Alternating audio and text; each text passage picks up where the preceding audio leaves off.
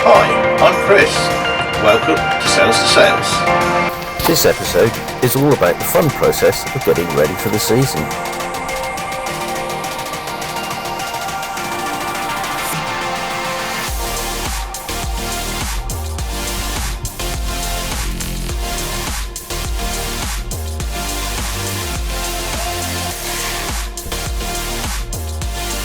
Fleur overwinters in a storage yard under a tarpaulin in an attempt to minimise mould and leaves getting into the cockpit.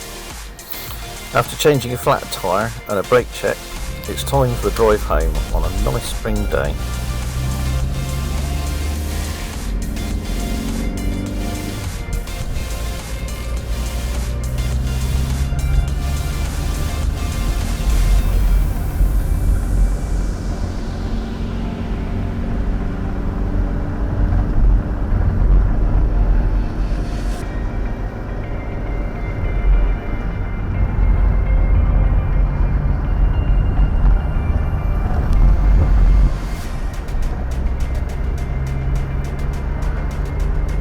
This year's projects are some basic electrics, anti-fouling and stainless through-hole fittings.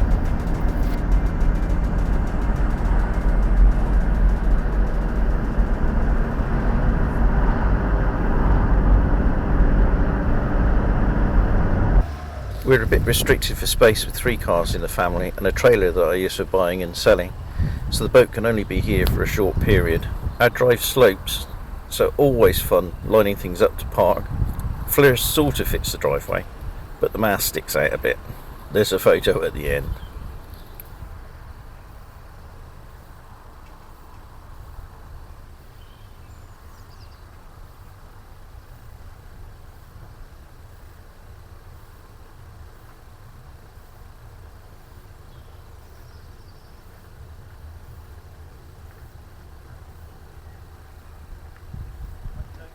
The fetching blue and yellow trailer was purchased separately from the boat and it caused me massive headaches.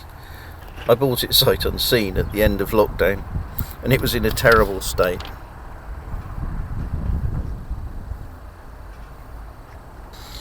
On a positive note, all the base components were present and it just needed a couple of days cutting and bolting to make it suitable for use. But the guy I bought it off definitely had one over me, telling me it was in perfect condition when I bought it. It certainly wasn't, but he was off the driveway and gone, barely giving me a chance to give the money over to him. Alright, a little bit more. How much have I got in inches? About that many inches. That's it. I shall shout.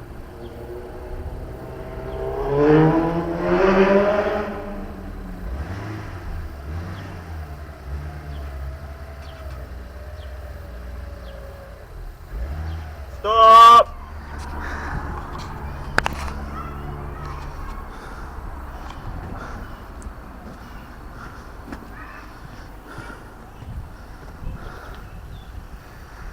I've taken the precaution of putting a trestle under the back as I don't fancy it tipping up under my chunky figure.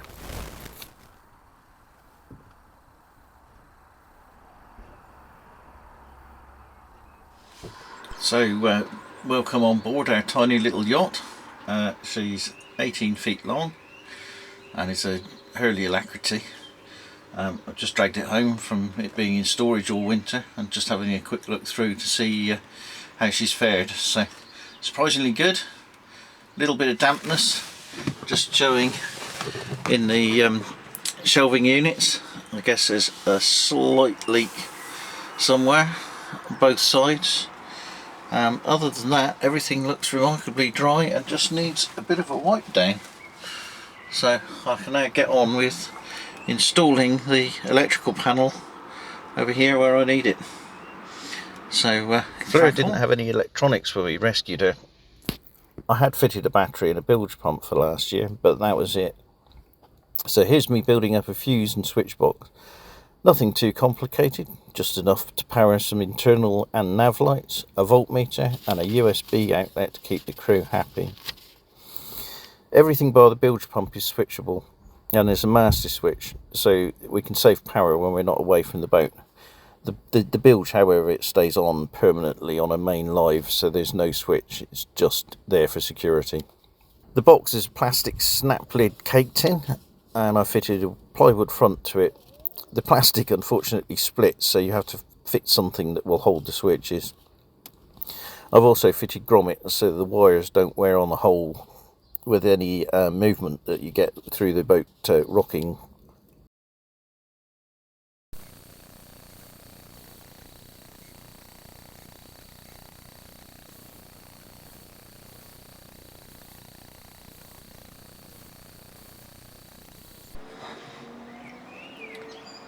So a little bit of good news.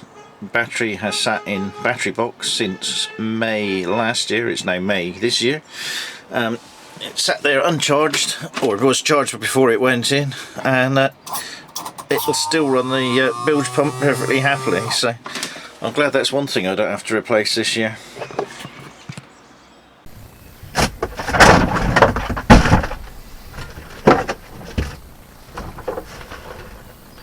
Half a square metre of space, and I've lost the blinking thing.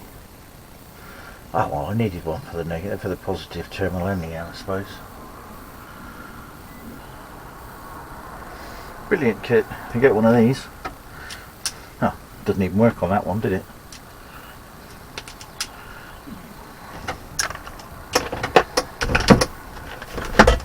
It turns out the battery wasn't any good. Despite it powering the pump, it actually had dropped to 10.5 volts and wouldn't take a charge.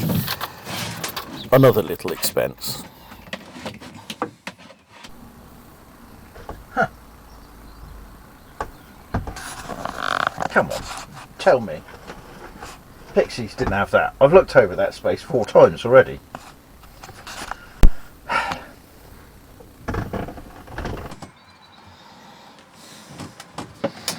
So I've got the 2 nav lights and the compass light.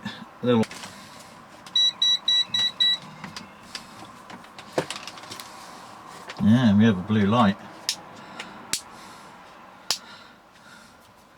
So first thing working is the almighty USB socket. And we have a battery voltage which matches up what comes up on a voltmeter. That needs a charge.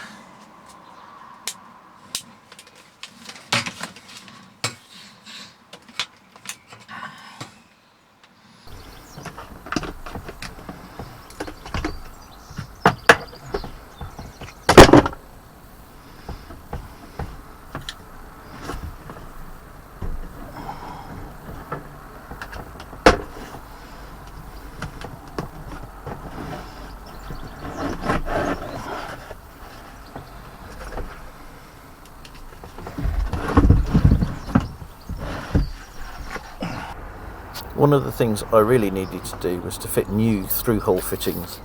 The old ones were plastic, and I didn't like the idea of another season with them. These are for the cockpit drains, so they're continually underwater.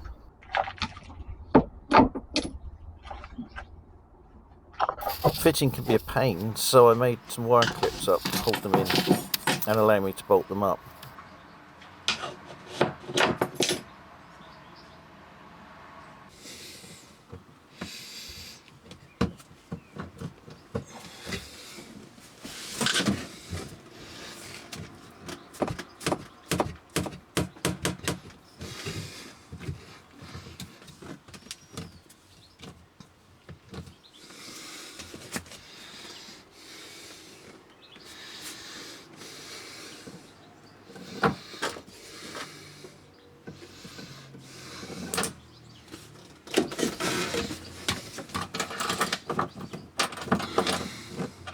You'll notice new hoses, 2 stainless clips going in per through hole. Nothing like a bit of security on something underwater all of the time.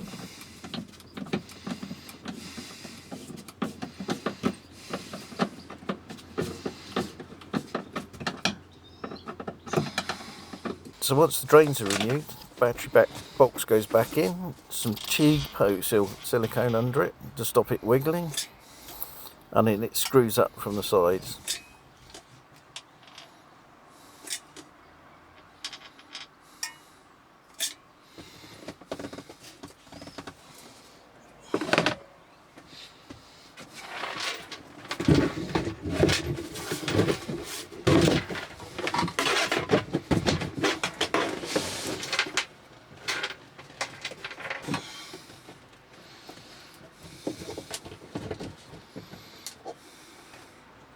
A quick rudder refurb. Mine came off a Hurley Vivacity, which is bigger than our Alacrity, but it seems to fit nicely.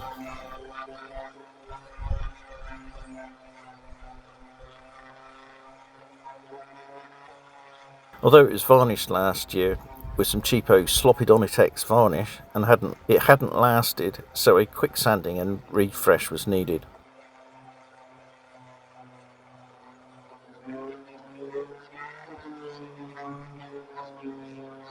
I also hadn't used anti-foul on the rudder last year and it had heavily furred up.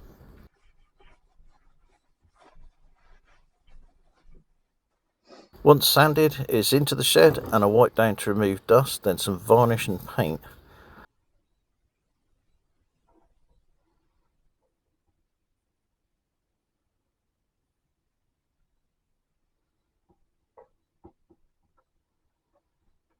I put a coat of decent yacht paint on the lower section before anti-fouling, so hopefully this year things last a little bit better.